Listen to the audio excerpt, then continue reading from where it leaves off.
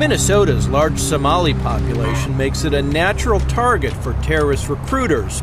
Ask people here why this is happening. Some will say a feeling of isolation, disenfranchisement. Others say a lack of opportunity. Many just don't know. But all who we talk to say it must stop. These are vulnerable youth.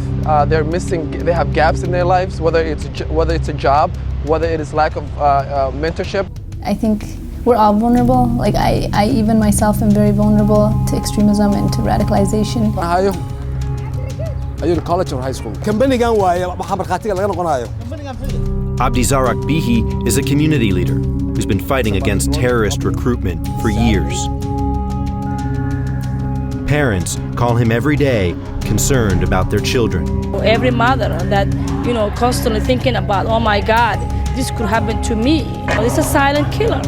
It's just, you don't know, you don't see it, and boom, it happens. And your child is gone. Your child is gone. Preventing Somali teens from trying to leave Minnesota to fight for ISIS is at the heart of the Building Community Resistance Program, a collaboration between the Somali community, government, and private partners. The imams and the religious leaders want this to stop. They wanted more community engagement by law enforcement, more mentoring through more job opportunities, after-school programs, in-school programs, early intervention teams that grow out of the community, working together at the early signs of radicalization. Because without engagement with the community, law enforcement's efforts are simply not enough.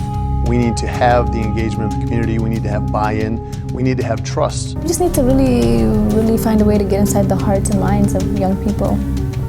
This is not a surface level issue, and there's no surface level solution for this.